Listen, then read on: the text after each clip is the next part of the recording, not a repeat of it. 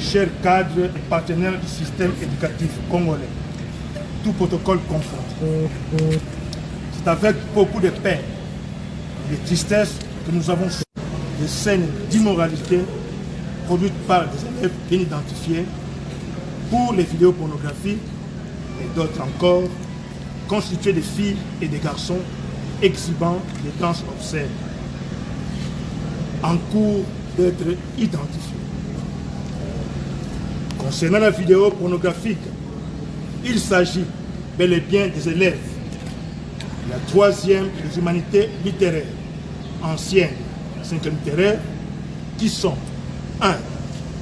Tumba Kalengai, 2. Bante Kambemba, 3. Ole Elonga, 4. Kanza Diwabanza, 5. Luemba Brito.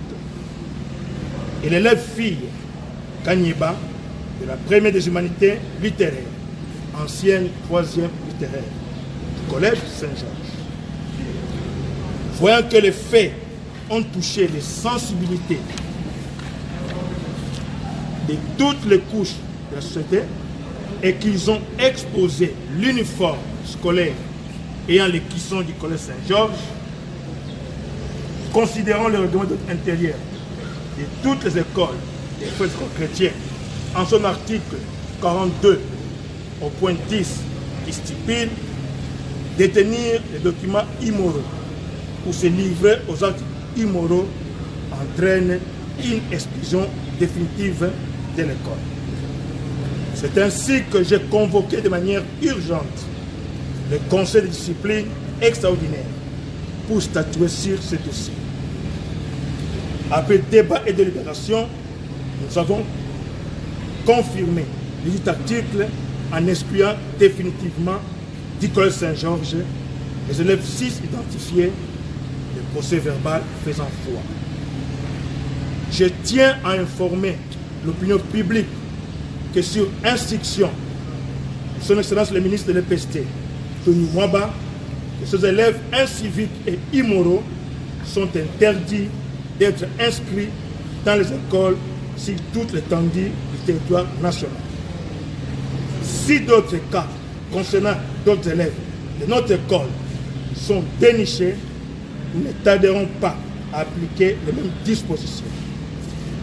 Quant à la vidéo des élèves danseurs et danseuses, comme je vous l'ai dit tantôt, les autorités de l'EPST vont livrer, une fois que les enquêtes prennent fin, les conclusions de leur travail et vous seront communiquées. Cependant, cette danse ayant été produite devant notre école, elle a une fois terni l'image du collège. Et nous voulons que les autorités, tant scolaires que judiciaires, mettent la main sur cette bande d'immoraux. Faite à Kinshasa, le 7 septembre 2020. Je vous remercie. 2021. 2021. Faites à Kinshasa avec Faites à Kinshasa. Faites à Kinshasa. Reprenez, s'il vous plaît. Faites à Kinshasa le 7 septembre 2021. Voilà, la raison on a repris. Alors, c'est bon, Monsieur le ministre.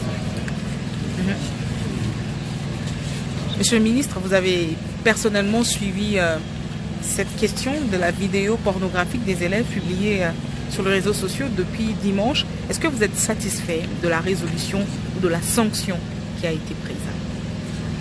Madame, je devrais me rassurer personnellement en faisant une descente sur les lieux.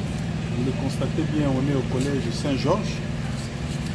C'est l'école qui est fréquentée par ces élèves qui ont été identifiés sur une vidéo, cette fois-là en qualité d'acteurs pornographiques.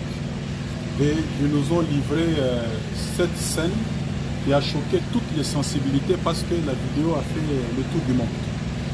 Et puisque je tiens au redressement et à l'assainissement des milieux scolaires, je devrais personnellement arriver ici pour voir de quelle manière ce cas a été géré.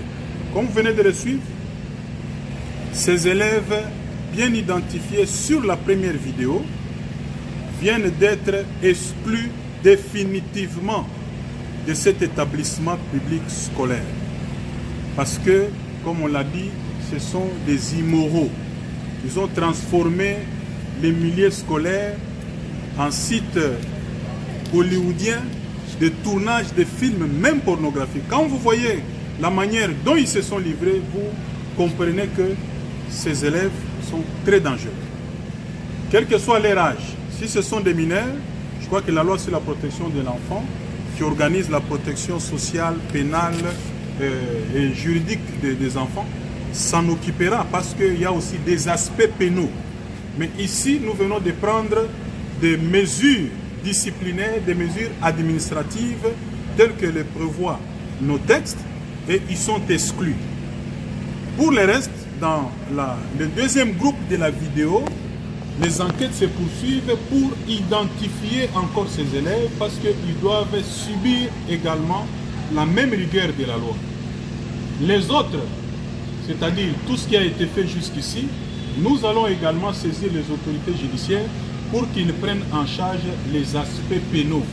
Pour la simple raison que certaines scènes se sont déroulées dans certaines habitations. Il y a des gens qui ont offert à ces mineurs, à ces élèves, des locaux pour se livrer à ces scènes. Et d'autres se sont donné le plaisir de les filmer et de diffuser.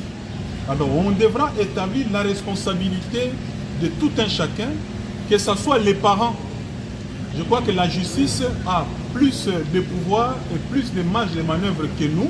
Nous allons déposer le dossier en justice et les enquêtes vont se poursuivre pour la prise en charge pénale de ces délinquants mineurs. Et pour les autres, nous continuons à les identifier au niveau de nos écoles et d'ici là, les sanctions seront également prises, ils seront identifiés, ils vous seront présentés. Donc voilà ce qui a été fait et nous devrions normalement frapper fort comme on l'a fait parce qu'on vient de nous signaler qu'il y a eu un cas pareil dans un autre établissement à Saint-Édouard et le chef d'établissement avait pris ses dispositions. Il y a même des parents qui se sont permis d'attraire en justice le chef d'établissement pour avoir exclu ses enfants avec la complicité de leurs parents. Et nous allons suivre de près ces cas et accompagner de manière à ce que les milieux scolaires soient totalement assainis. Quand on envoie un enfant à l'école, c'est pour qu'il soit meublé de toutes les compétences morales, intellectuelles, pour qu'il soit capable de prendre en charge l'avenir de ces pays. Et c'est aujourd'hui que ça doit se passer. L'EPST, c'est la base. Et donc, nous serons intraitables face à ces cas d'immoralité. Deux messages. D'abord, quel est le message que vous adressez aux parents? Parce que c'est aussi une question de responsabilité. L'éducation depuis la maison, l'école vient en complément, mais également à tous ces élèves, vos enfants qui vous suivent. Bon, je ne peux pas me mettre ici pour commencer à rappeler les devoirs des parents envers leurs enfants. C'est connu. L'école fait ce qu'elle peut faire, mais dans chaque milieu social, dans chaque environnement, il y a des règles. Si l'enfant a échoué l'éducation dans la sphère familiale, mais ici à l'école, nous allons prendre toutes les dispositions pour les redresser. Mais si l'école n'est pas capable de rendre l'enfant moins dangereux ni meilleur, nous allons prendre les traitements qui s'imposent, les mettre même à la disposition de la justice parce qu'il devient dangereux pour tous les autres. Je sais qu'il y a des parents, malgré l'immoralité et la gravité de ces faits, vous comprenez que l'instinct naturel serait de toujours prendre des faits à cause de leurs enfants. Donc on ne va pas entrer dans ce débat-là. Ici, nous avons pris les responsabilités qui s'imposent. Et même en droit, il y a la responsabilité civile des instituteurs à l'égard des élèves et nous sommes assumés sur tous les plans, sur le plan administratif, pédagogique et même juridique. Les aspects judiciaires seront réglés par les instances judiciaires. Merci.